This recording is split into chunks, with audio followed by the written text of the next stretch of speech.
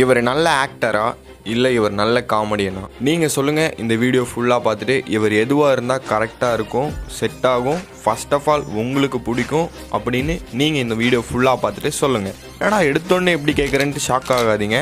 ஏன்னா இன்றைக்கி அப்பேற்பட்டவரோட லைஃப் ஸ்டோரியை தான் நம்ம இந்த வீடியோவில் பார்க்க போகிறோம். வாங்க வீடியோக்குள்ளே போகலாம்.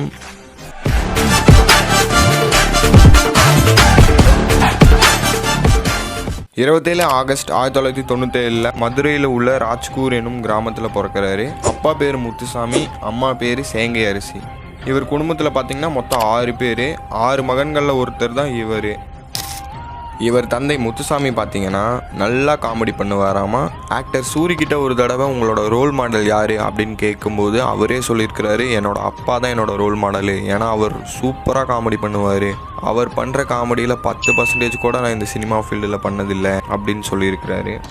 பட் நல்லா காமெடி பண்ணுற அப்பாவுக்கு ஒரே ஒரு கெட்ட பழக்கம். அது என்னென்னா அவங்க அப்பா நல்லா சரக்கடிப்பாராமா. நம்ம இப்போது ப்ரெசென்ட்டில் இருக்கிற லைஃப்பை பார்க்க வேண்டாம். பாஸ்ட்டில் இவர் சின்ன வயசில் இருக்கும்போது பார்த்திங்கன்னா அப்பா சரியான சரக்கடிப்பார்.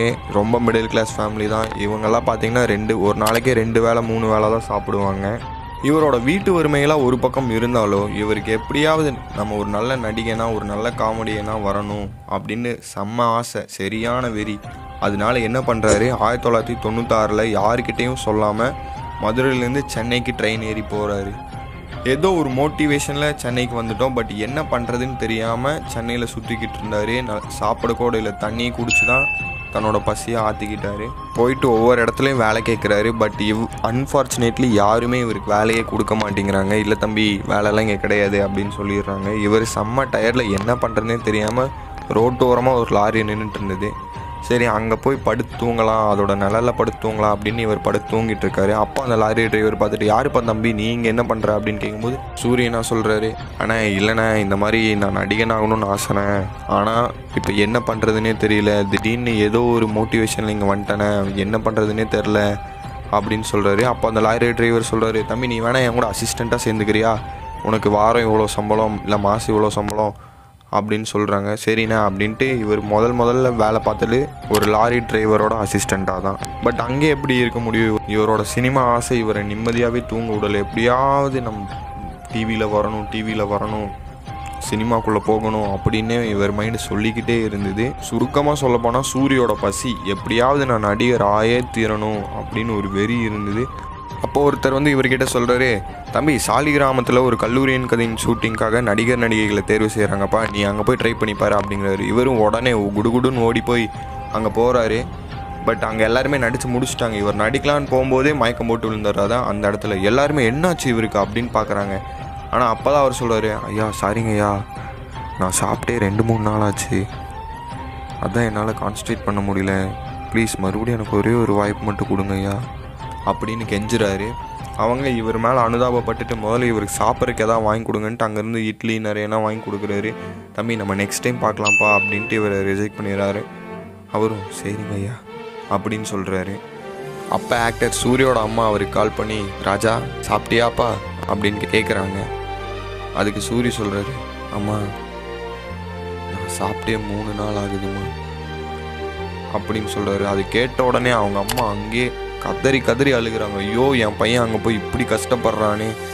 யூஸ்வலாக என் காக்கா மிருகங்கள் கூட காக்கைக்கு தன் குஞ்சு பொன் குஞ்சு, அந்த எல்லா உயிரினங்களுக்கும் அம்மா பாசம் அப்படிங்கிறது கண்டிப்பாக இருக்கும். இப்போது உங்கள் லவ்வர் உங்களை ஏமாற்றிட்டு போயிட்டான்ட்டு நீங்கள் கையெழுத்தீங்கன்னு வைங்களேன், உங்களுக்கு வலிக்கிற வலியை விட உங்கள் அம்மா அப்பாவுக்கு வலிக்கிற வலி தான் ரொம்ப அதிகம்.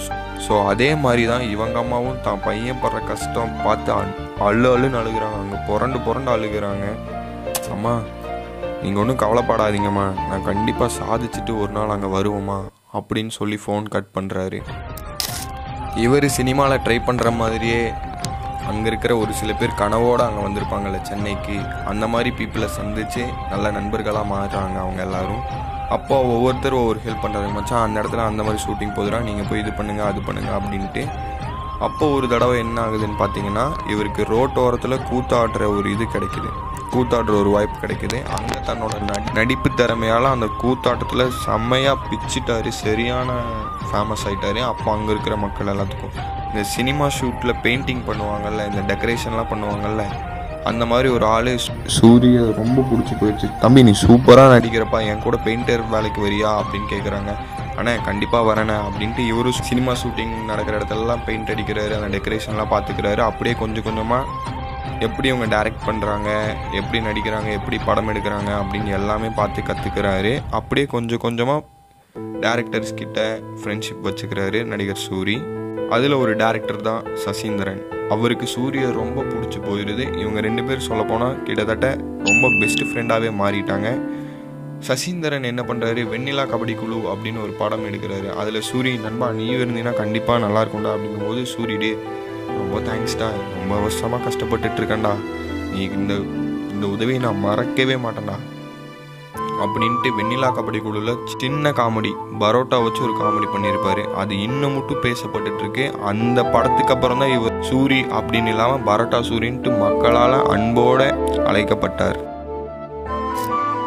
சிவகார்த்திகேயன் கூட கேடி பில்லா கில்லாடி ரங்கா அப்படின்னு ஒரு படம் பண்ணுறாரு. அப்போலேருந்து சிவகார்த்திகேயனும் ஆக்டர் சூரியும் ரொம்ப பெஸ்ட்டு ஃப்ரெண்டையும் தாண்டி ஒரு அண்ணன் தம்பி எப்படி இருப்பாங்களோ அந்த மாதிரி மாறிட்டாங்க. அப்போ சிவகார்த்திகேயன் சொல்கிறாரு, நான் இனிமேல் படம் நடித்தா சூரி கூட தான் நடிப்பேன், அவன் இல்லாமல் படம் நடிக்கவே மாட்டேன், ஹீரோயின் இல்லாமல் கூட பரவாயில்ல, ஆனால் சூரி இல்லாமல் படமே நடிக்க மாட்டேன் அப்படின்னு சொல்கிறாரு. சிவகார்த்திகேயனோட ஆசைப்படி வருத்தப்படாத வாலிபர் சங்கம், மனகொத்தி பறவை, சீமராஜா, டான், ரஜினி முருகன், நம்ம வீட்டு பிள்ளை, இந்த மாதிரி நிறையா படத்தில் சூரி கூட நடிக்கிறாரு.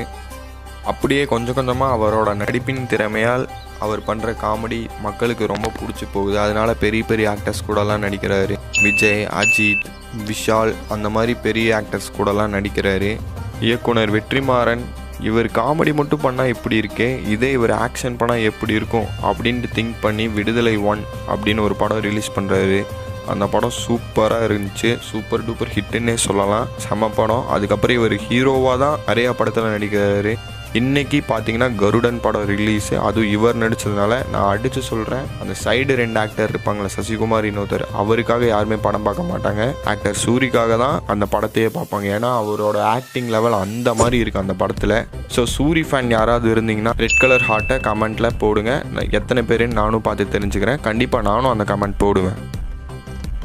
இவரோட வளர்ச்சியை பார்த்து நடிகர் அஜித் என்ன சொன்னார்னா, உங்களோட கேரக்டர் ஒன்று இருக்குல்ல, நீங்கள் நல்லா சுட்டித்தனமாக இருக்கீங்க, நீங்கள் எவ்வளோ பெரிய ஆளானாலும் உங்களோட கேரக்டரை மட்டும் விட்டுறாதீங்க அப்படின்ட்டு நடிகர் அஜித் ஆசையை சொல்லியிருக்கிறாரு. இவர் குடும்பம் பார்த்திங்கன்னா இப்போ கூட்டு குடும்பமாக சந்தோஷமாக இருக்காங்க. இவர் பண்ண நல்லதுன்னு பார்த்தீங்கன்னா, இவர் எப்படி சென்னைக்கு வந்து சாப்பிட கூட வழி இல்லாமல் ரொம்ப கஷ்டப்பட்டார், அந்த மாதிரி யாரும் கஷ்டப்படக்கூடாதுன்ட்டு கம்மி ரேட்டில் ஃபுட்டு கொடுக்குற மாதிரி ஒரு கடையை ரெடி பண்ணியிருக்கிறாங்க. அந்த கடை பேர் அம்மன் ரெஸ்டாரண்ட். இப்போ அந்த கடை நல்லா சக்ஸஸ்ஃபுல்லாக போயிட்டுருக்கு, நிறையா பிரான்ச்சஸும் அதில் இருக்குது. நீங்கள் யாராவது அந்த ஊர் சைடு போனீங்கன்னா கண்டிப்பாக அந்த ரெஸ்டாரண்ட்டு ட்ரை பண்ணி பாருங்கள். நெக்ஸ்ட் வீடியோவில் பார்க்கலாம். பாய் பாய்.